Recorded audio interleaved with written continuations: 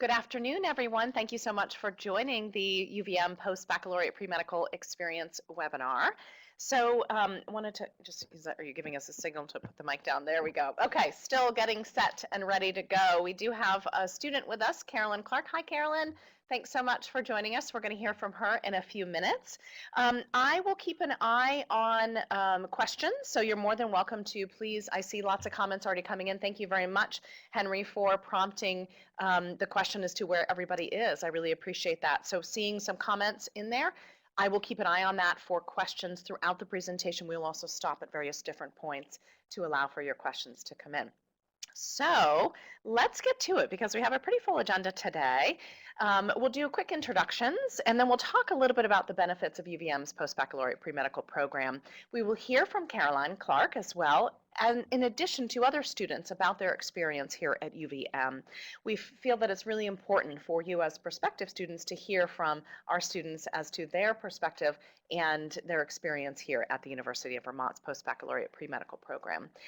Jennifer will talk a lot about the health professional opportunities that happen as a result of our Post-Baccalaureate Premedical program and the logistics of the program as well. So lots to do today. So let's get into it. We are joined this morning with Jennifer Lyon. Hi, Jen.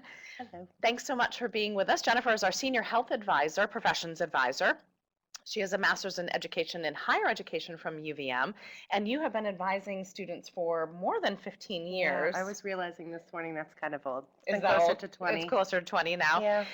And for the most part in pre-health type positions and types Yes. role of advising. So she has lots of experience with pre-health students and also just really assisting students on their goal of admission, whatever school and whatever their next step is really helping them.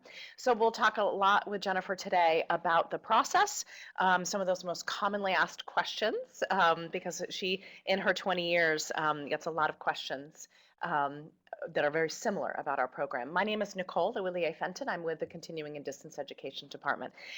We made reference to Caroline, who is on camera joining us today. Caroline is currently enrolled in our post-bac pre-medical program. She's on the pre-med track. I'm pretty sure she's almost done. Is that right, Caroline? Give us a nod. Yeah, she's nearing the end, so that'll be exciting to hear how that's gone for her. She did her undergrad at Rhodes College, and I always find this is really interesting. We absolutely have a mix of our post-baccalaureate students who had arts backgrounds and a bachelor in arts. And so she had a major in urban studies and community health and a minor in art. So I think we see that a lot. Sometimes you may think, well, I didn't have strong sciences or I didn't have a bachelor in science. That doesn't necessarily matter as long as you can put the time and the effort into the work. Right. And so we'll hear more about that. So I want to toss over to Jennifer first. Let's talk about some of those unique benefits of our program because there are many. Yes, I think there are. about 10 different unique aspects of our program, and several of which students really look for in particular, you know, the connection Absolutely. to the medical school, literally the walking connection that you have over to the medical school and into the hospital. So let's talk about some of the different things that you have found that are really the unique features of the program. Sure. Thank you. Yeah, we are absolutely one of the most sort of convenient, I would say, post-bac programs in the Northeast due to the fact that our level 1 trauma center and our hospital are right on campus in the UVM campus. So with that, we provide students a really convenient way to pop from class into a lab environment or a clinical shadowing environment, that sort of thing. So they can really utilize all the resources that are here. Integration with the College of Medicine here is very important in terms of the academics. Often we have faculty from the College of Medicine who are also teaching your post-bac coursework. So you're able to develop those relationships with people and really look for those opportunities and also just have their mentorship in sometimes an informal setting, which is very, very valuable from what I hear from students. We have MCAT preparation. We do a variety of different sort of preparations for interviews and other workshops we'll talk about a little bit later. And additionally, we have the tailored committee letter process, which allows any student who's planning for medical school or dental school admission to be reviewed and have a formal comprehensive letter written for their application. And you also mentioned, and we'll go through a few more of those benefits, but you mentioned the support that students have on many of those pieces. In fact, there's a committee review letter prep that's Yes. happening. And so Yes. let's touch for a second on some of those outside of the classroom opportunities, because there's Absolutely, many. absolutely. Just last week, we had a number of different sessions. We had both hands-on workshops, for example, a vitals clinic or a suture clinic where students are invited to be right there immersed with the practitioners working on the hands-on of stitches and other things. Additionally, we had a really exciting Q&A session with Larner College of Medicine admissions and University of New England admissions last week. There was a competing priority. So there's a grand rounds. Yep. Every Monday I send Doc out talks, yep, different talks about different subjects Yeah. that people are, Doc Talks is really unique because what we're able to do is bring in practitioners, really indicative of all of our tracks, practitioners who are able to come in an informal setting in the evening and really share their perspective on the overall picture within that field. So that is very valuable as well. And So, we've heard from students when we've spoken to a lot of students on these type of webinars about the value of those different opportunities, because love them. oftentimes they'll be on a particular track, but they'll step into something to hear a totally different perspective. And it just really creates a much more well-rounded student. Absolutely. If somebody always thought, or, it allows you to understand more about what you don't know and really learn in a comprehensive way. Absolutely. And we do have a few other unique benefits of UVM's program. Do you want to talk to us, and we'll show a slide that goes into those details of the tracks. We can talk about that in a minute, but talk about some of those linkage agreements. And I think the other thing too that we hear time and time again is, really to your credit, is the personalized academic support that we receive here at UVM. Sure, of course. Well, the linkage agreements we have with a number of different health professional schools. We have a linkage agreement both with Larner College of Medicine and the University of New England College of Osteopathic Medicine for guaranteed interviews if you meet a certain criteria. Additionally, we have linkages with the Doctor of Nurse Practitioner program here at UVM and some other partners around physician's assistant programs and pharmacy programs. So it is a big draw for students, and we have many, many students who utilize those agreements. And yes, I really, it's been my pleasure to work as an advisor with this student population. And beyond the academic advising, we do a lot of coaching, a lot of communication around any sort of supports they need. And I'm the person that helps them understand where their support services are here on campus and sort of put them in connection with that. And we've absolutely heard, and I'm sure Carolyn will probably share with us too, Yeah. that the key component of that support that you do provide. And so we do have a variety of different tracks. Do you want to We just, do. touch on that? You don't need to read them all, but, just touch on what are the ones that really draw the most students? I would say certainly the biggest percentage of students go into our medicine track. So looking for physicians ultimately is their goal. They want to be a practitioner, a physician in a variety of different settings or specializations. Beyond that, I would say physician's assistant track is probably really the most popular underneath that, and then dental, and certainly veterinarian and nurse practitioner. So a lot of different, and we've seen examples of students come in on a certain track Oh yeah. and then switch. And Yes. so that is an option, and you support them if they've changed their Absolutely. path, if you will. And that's a testament to the program. Some of those students actually come in with a little bit of an open mind, again, not knowing what they don't know, wanting to learn more, doing more clinical shadowing, and then once they've really learned about what it's like to be a day in the life of a PA or a day in the life of an osteopathic physician, they really tend to gravitate one way or the other. Interesting. Great. Thank you so much, Jen. I really appreciate that welcome. perspective. Carolyn, let's turn on that microphone, because we want to hear from you, and I'm sure the folks listening too really would love your perspective. Why don't you give us a little bit of background? You were not from New England as well, so I think that braving the cold temperatures in Vermont, you did that. And so maybe back us up a little bit. What Well, appealed I to was you originally about UVM's pre-PA program? actually. So I was looking at pre-PA programs across the country, and I had it narrowed down to about 6. And then it was actually a conversation with Jen that was what changed my mind. I was in between Vermont and Tufts, And I just really liked the way that, Jen seemed really realistic. She seemed really encouraging. I felt like she would be really invested in me. And Vermont is really beautiful. And I really liked the fact that I would be able to do shadowing and have research opportunities. And yeah, it was definitely the right choice. How did you acclimate into the program? And I always think it's really great when we see examples that somebody that comes from an art background or, Mhm. Bachelor of Arts. How was it integrating into a program that's so heavy in the sciences?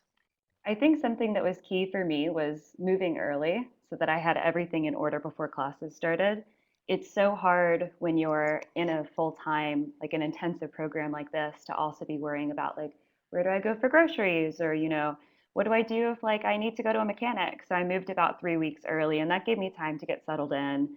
And then as for getting acclimated, I just threw myself into it. There's a ton of support when you get started. One of my good friends now is a tutor that I had hired for my Gen Chem class. And he's a fellow post-bac student. So as soon as I started, I felt, just really comfortable with like the environment. Like it's not competitive, it's really collaborative.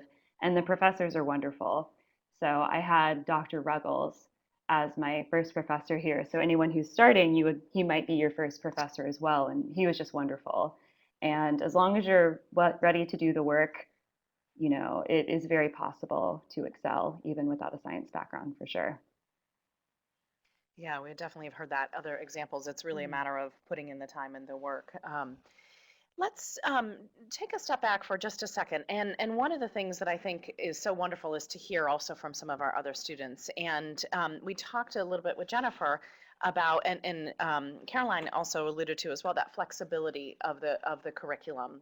Sometimes folks will come in and say, well, I don't necessarily need A, B, and C. Mhm. So, but other schools require that, And so, Right, can you right. talk a little bit? And I know that Saloni, who we have a slide up here, and we've heard from her in the past, really referenced that flexibility, and Zach did as well. Will you talk about how you help students create that curriculum Sure, path? absolutely.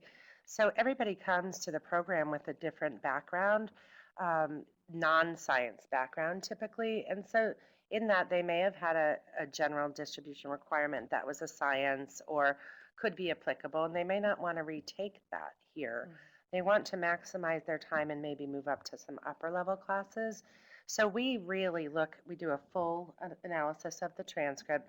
We look at where they want to go in terms of the schools that they're aspiring to gain admission to, and we really work to build a tailored academic plan to make sure they're not only meeting those requirements, beyond that, they're going to be competitive in that pool of applicants to that specific school or health professional school. So we have the ability to provide those upper level science courses here and lab courses, and sometimes in MPH courses and other public health and elective courses are very, very popular with the post-bac. So they can round out their curriculum and really have that broad perspective when they're applying to their health professional schools. And again, that broad perspective I think is so important for students. And how often do you see students finding opportunities at the medical center? It, All the time. all the Yeah. time, and we work together all the time. I'm amazed sometimes how quickly students get those positions. That's great. And and we will do an analysis of their outside the classroom learning, and really I ask the students to reflect on where they're strongest, where they might have some areas of improvement in terms of patient care shadowing, research, and volunteering, and then we build a plan. And sometimes in the 2 weeks that we're working on that, they'll come back and say, guess what, I already have a position as a per diem medical assistant Yeah, or yeah. a lab, a lab tech or an Mhm. ED tech or whatever it is. And so it's really great. They are plugged in all over campus and all over the community. And it's a really mutually beneficial relationship, both for the Yeah. offices in which they work and for them. And I think too that the ultimate goal here is really building a strong candidacy. And so all Absolutely. of these different components, Mhm. the flexibility of the courses to be able Right. to build what you need to be competitive, and all of these different opportunities. That's right. Carolyn, let's go back to you for just a second. Tell me, what have you taken advantage of? And we're talking about these outside of the classroom opportunities. What have you kind of gravitated towards? Well, I know that for me, I was really surprised at how many opportunities there have been. Um, one really cool opportunity is the surge class. So you can take a class that lets you shadow in the emergency department, participate in research, and make a ton of contacts. And that was really, really phenomenal. And actually, what I learned in that class is now helping me with studying for the MCAT because there's a lot of kind of complicated, research concepts that you need for the MCAT. And so it's really cool that I already have that under my belt. A few other opportunities have been involving research. So I really wanted to find a research position. And so Jen gave me the advice to, print out my resume, just start going to, as many presentations as I could. I did that. And I was leaving a research presentation one day. And this is so embarrassing, but I physically bumped into the presenter outside. And I was like, oh my gosh, I'm so sorry. And he said, oh, don't worry about it.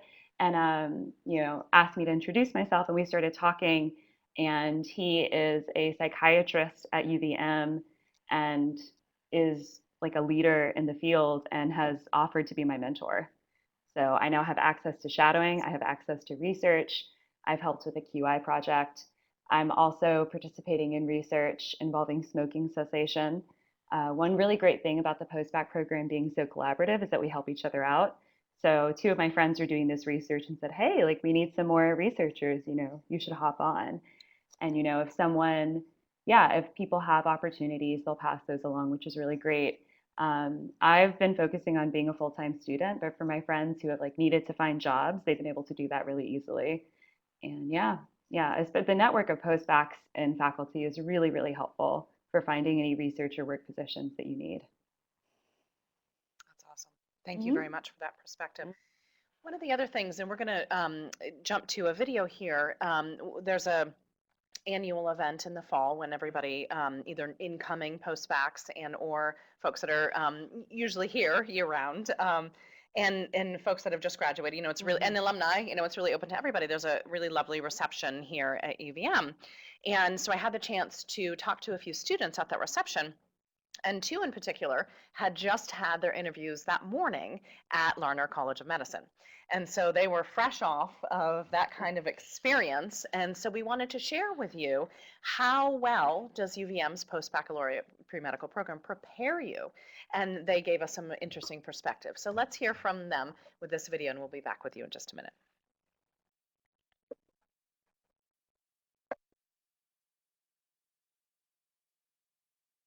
I would recommend this program because it gives you a lot of freedom, it gives you a lot of versatility.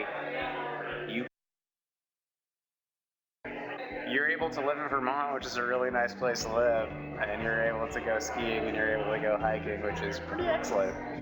I saw how sort of customizable the program is.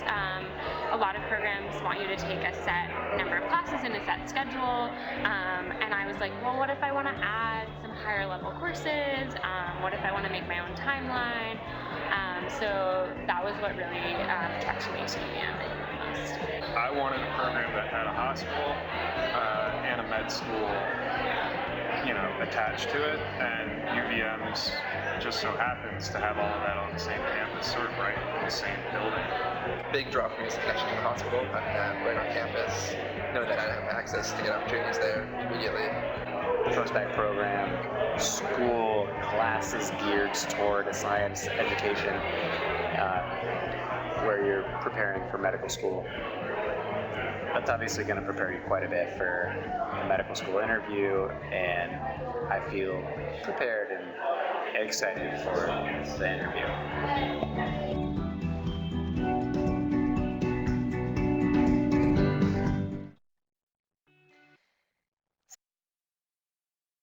Students that had just interviewed that day, and also Nick has interviewed since then. He was having his interview in a couple weeks from that reception, and he also said that he felt incredibly prepared. We also heard, I just received an email back from Saloni, who we featured on a slide earlier, and she is now in her first semester at dental school at BU.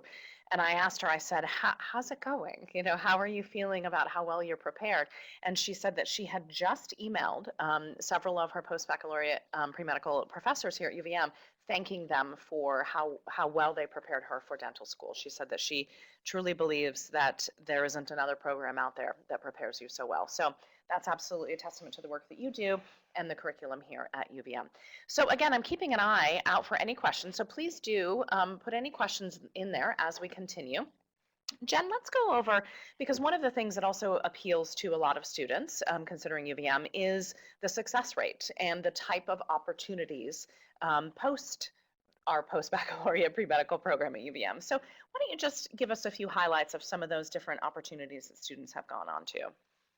Absolutely, and I think they're on your screen as well. We have a pretty big percentage that like to come here to the Larner College of Medicine if they're applying to medical school.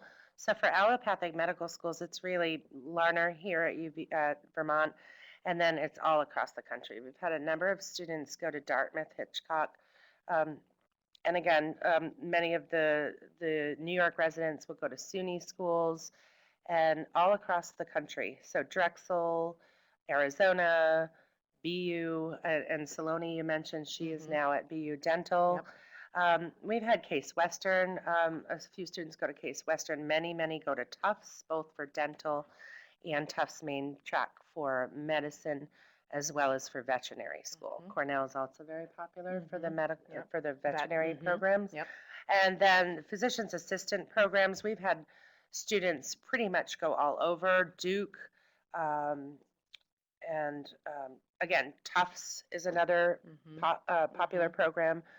Quinnipiac is another popular one. Yale for physician's assistant. So all over, and it's very exciting for them. We love hearing about that. Yep.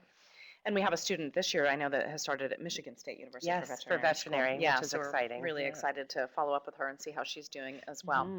And we kind of categorize these as other. There are other opportunities as well for students if they want to choose another track as well. Right, and sometimes, again, like we mentioned earlier in the talk, we have students who are kind of exploring, and they discover things like, one thing that's becoming very popular is genetic counseling programs. Students go to Brandeis for that. Anesthesiology tech programs, our assistant programs also becoming very up and coming for some of our students. And also, we of course always have the research PhDs, right? Students that want to move on and do more research. Yeah, and being a level 1 trauma research facility, that's a perfect fit for many students. Yeah. So we do have a question. I want to pause for a second and go to this question from Henry. He asked, so for those of us who have already completed the basic medical school course requirements, would you recommend the Master's for Medical Science degree instead of post-bac? If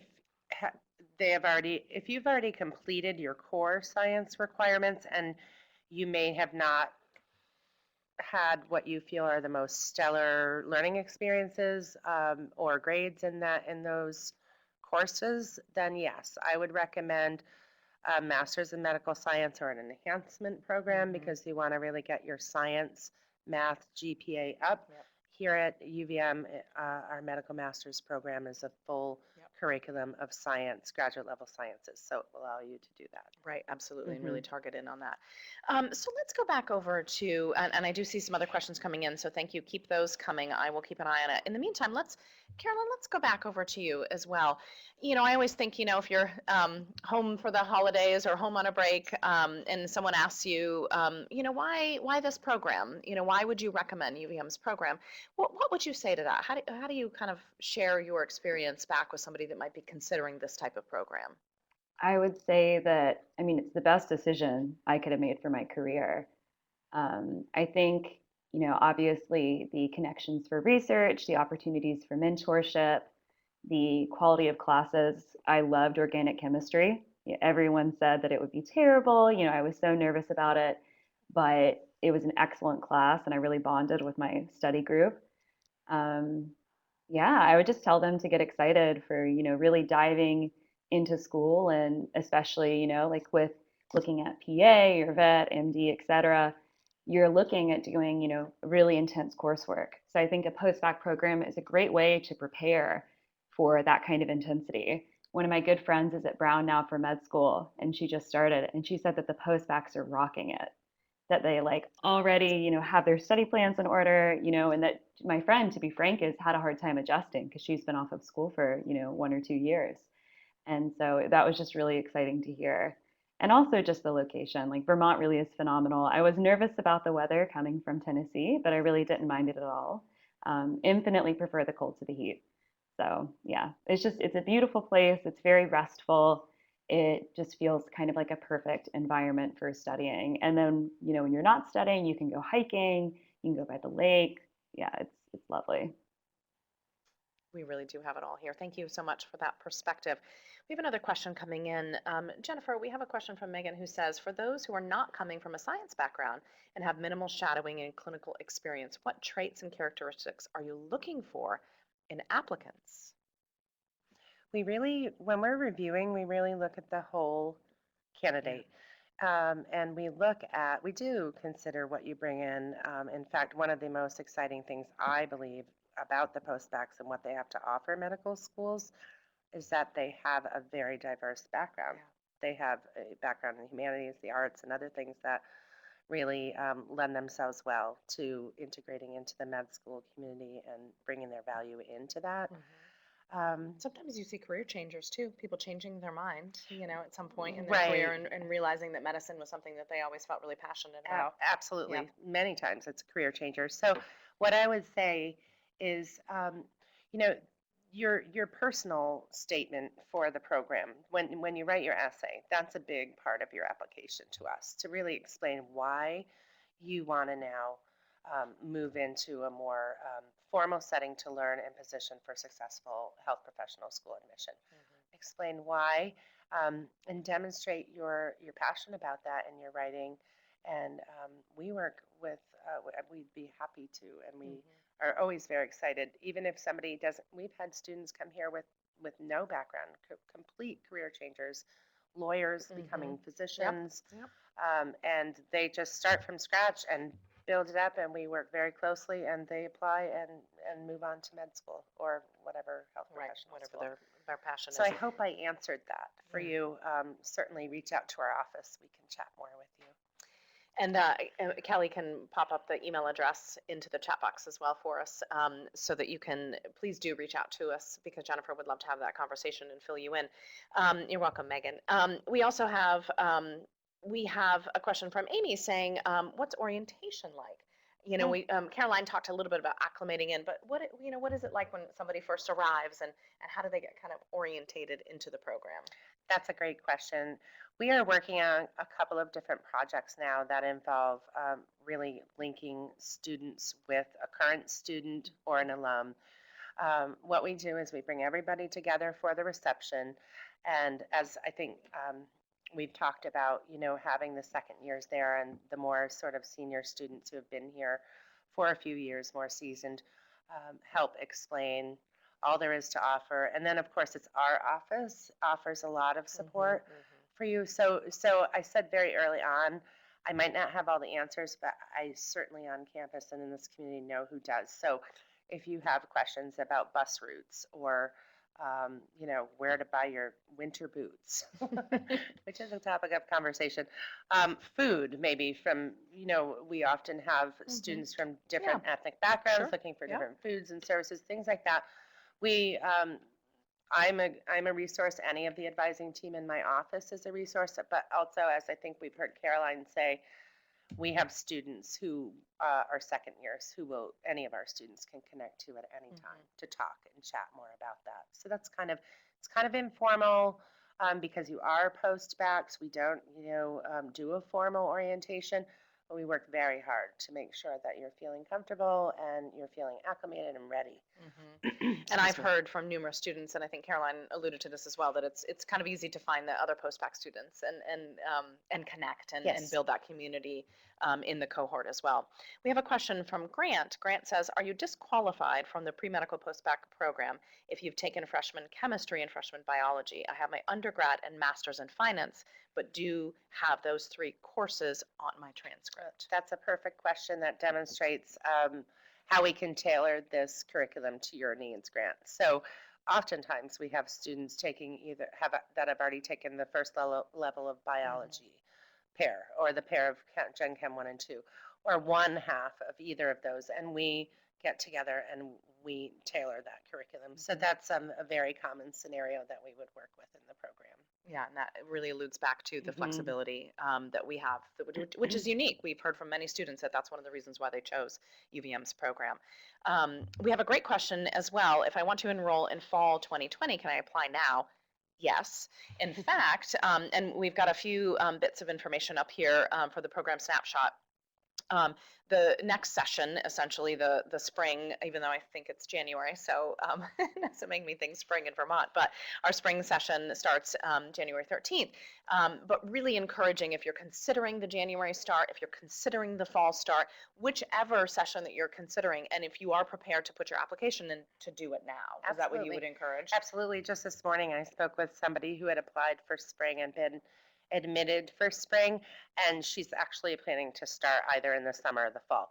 She now has the assurance of knowing she's she's got a admitted, spot. and Yep. she can start making plans. She can reach out to current students, and we Mhm. can connect her so she can make her plans. So I think I do agree with you, Nicole. I think the earlier the better. Just start getting your materials together and let us know how we can help you. Certainly, deferring is always an option. Yeah. We have another question that's one we get oftentimes too, is how many students are accepted into the program each semester? That varies. It varies based on applications. Usually, typically, spring is a smaller number of students, just because I think it's spring, and most students are looking at that traditional start of fall or even summer. Right. I would say we don't have a limit that I'm aware of. I've worked with upwards of us. We had one fall, we had over 70 students starting, so it varies. Every term varies. Great. Jane asked, are you disqualified if you've taken 2 semesters? We talked a little bit about this, of biology and 2 semesters of chemistry. She was a neuroscience major in undergrad, so those were requirements, but looks like constituted less than half of the pre-med requirements at my college. But it's been 5 to 6 years since she's took those courses. Yeah, and so that we see that a lot as well. That's a perfect example again of the tailored curriculum, and really, things to think about in those instances when your sciences were from 5 or more years ago is really your comfort level. So if you were to move on to upper level biologies to demonstrate your competencies in those, what would your comfort level be? And we would have that conversation. We would set you up for success. We would really want to know about those previous biologies, and we'd have that conversation and build your curriculum from there. Great, thank you for that. Great questions coming in, and I want to ask Carolyns' perspective a little bit on this too, because there's always the question of housing. And so the post-bacs do not have residential housing, I believe, on campus, correct? They don't. We do have a few students who live at the Redstone apartments. Yep. Or the lofts. And so, but typically most of our students are off campus. Right. And so, Carolyn, I wanted to just get your perspective. What was it like to find housing? And you purposely came early to probably move in as well. But what was that experience like for you? I mean, I think that I've moved a lot. So I just kind of, once I accepted the offer from UVM, I just started intensively researching. And I found housing pretty quickly. I would recommend joining a Burlington Facebook group. That was how I found my housing. And I was able to find something for $550 a month, which was phenomenal. That had everything included. So yeah, I would just say start doing your research. There's always going to be housing available because there's such a large student population. So yeah. I don't know anyone who wasn't able to find housing. Great, thank you for that perspective. And so let's go back, and we're happy to take more questions as well, but these are usually the main questions that you get time and time again. And so let's just touch on them briefly. How long typically does the program take? The academic piece of the program will take 12 to 18 months. Yep. And it varies, of And course, it varies depending on, based on what you you're come doing. in with. Yeah. How much will it cost me? That's always a good question. And I think on the side of that slide you have a breakdown. It varies for in and out of state. Typically a student, and it also varies based on how many courses you need. Every post-bac is different. So I would recommend doing the estimate based on your in or out of state residency status and taking a look at those numbers that are just to the right of that slide. Great. And we've been talking a lot about this today too. Will I be in a cohort with other post-baccalaureate students? So that's a great question. And I would say yes and no. This is an interesting, because we have students starting spring, summer, and fall, you will always have that group. And what I notice students sort of gravitate and stick together with the group that they start with. But again, it varies based on your course load. So if you already took your chemistry, general chemistry 1 and 2, you might jump into orgo, but you might still be in the biology and the physics with your group, you know. Yeah. So you're always in that core group, and then there's other big events that have everybody come together. Maybe Caroline can talk a Yeah. little bit about that. Yeah, too. I don't know. Yeah, what's your perspective on that, Caroline? Have you felt like that you've kind of traveled along this experience with a cohort of students, or has it been a little bit of a mix? Definitely. I think something that's nice is that there's always been post-bacs in my classes. I think maybe there was one class where there wasn't. But I think it's actually really nice having it not be a formal cohort because then you're not with the exact same people for every single class. Yeah. So yeah, it's worked very well for me. So it gets you different exposure to Yeah. different post-bacs at different levels, essentially. Exactly. And also we do have classes that integrate with the undergrads. So you will have a mix, like Caroline says, and I agree. I think there's value in learning from all the different perspectives instead of being like in that same, although you will see some of the same people. in Right, your classes. naturally. Yeah. Mhm. And we've talked a lot about research and volunteering and shadowing opportunities. So I Yeah. don't know if there's anything else. I think that we've really touched on that, and Yeah, I Caroline think gave we're that good. perspective I think too. we're good But there. there are ample opportunities. It's really what you want to put into it and get out of it, Absolutely, essentially. Yeah. absolutely. So we have a couple more questions. What about those with foreign transcripts? Do you see that? We very do. often? Yeah. We do. If they're undergrad international transcripts, you want WES and I say WES, use the translation organization WES, the World Educational Services, I think it is.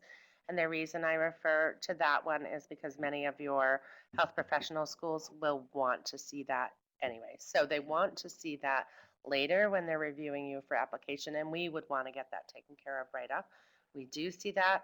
We work closely to make your plan. We often will be reviewing that while you're in the process of applying to the post-bac program, just to make sure that we have all our bases covered, to make sure that you're going to be able to move on to get to your next step. Great, thank you. And that was a great question. I don't think we'd had that question previously, so that was really helpful to hear that.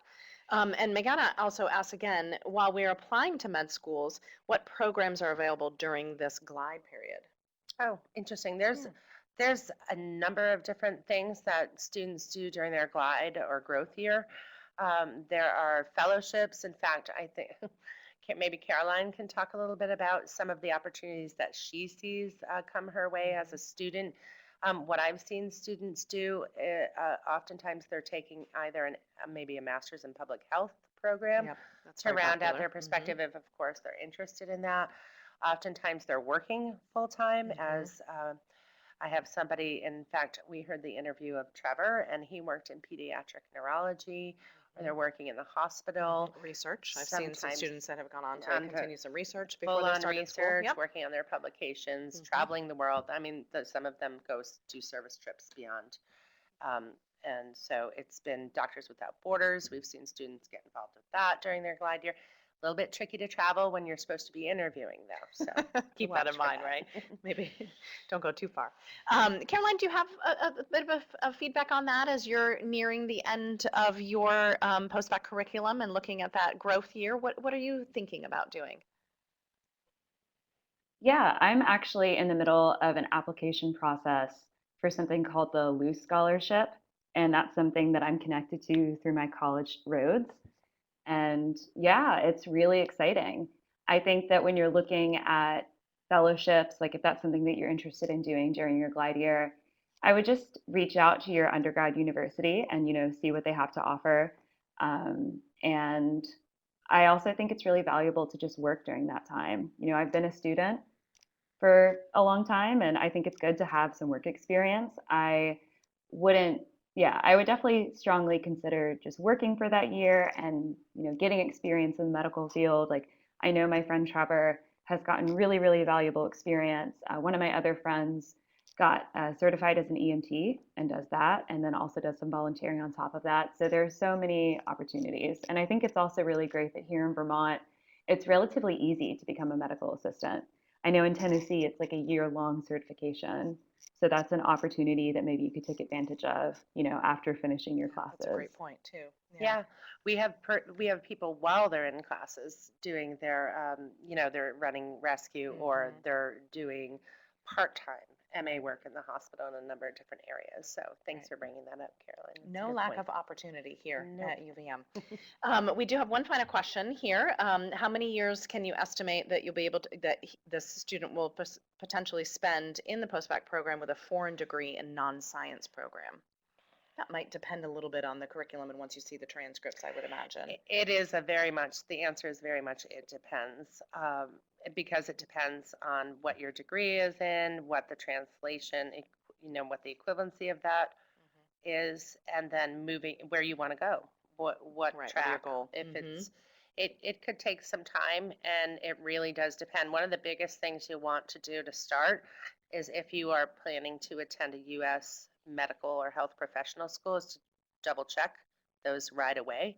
There are some that don't accept international students. There are some, of course, here at Larner we do, and there are, when I say that, they don't accept undergrad transcripts from sometimes, not here at Larner does. But I think do your due diligence and checking that first, sort of double checking that, and then we work together, and it would depend. Awesome.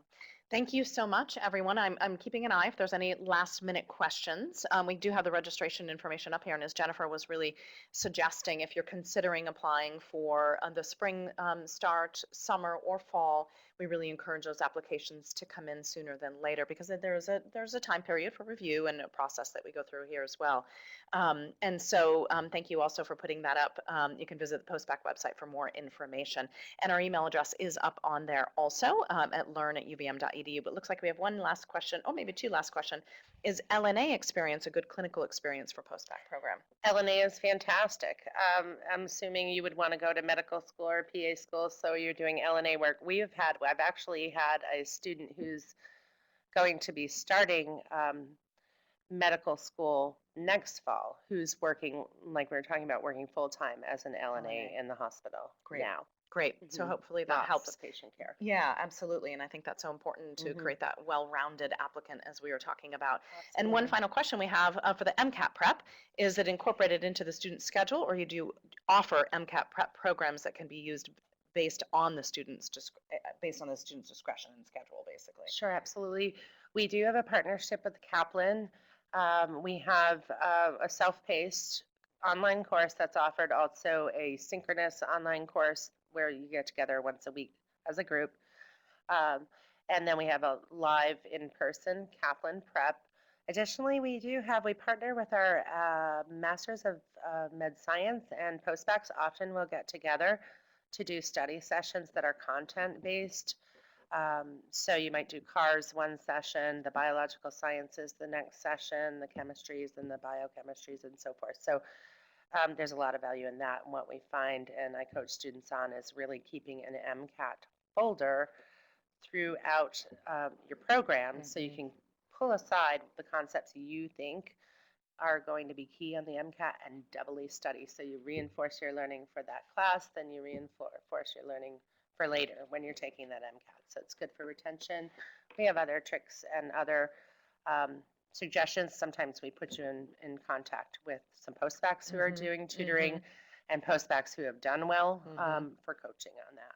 Great, thank you. That's a great question as well. Caroline, I just want to say thank you again. It's so valuable to have your perspective and your voice in this discussion today.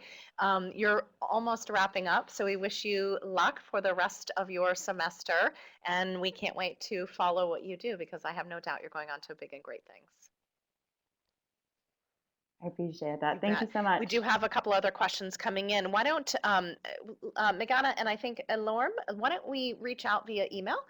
Just want to be mindful of the time here. Our email is learn@uvm.edu, because we do have some questions that probably could take some real specific responses. And Jennifer would be happy to reach out and talk to you individually about the questions that you have, and hopefully build that that path for you into UVM's Post-Baccalaureate Premedical program.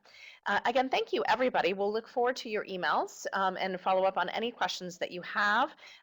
Thank you so much for joining us today. Thank you, Jennifer, and thank you, Caroline.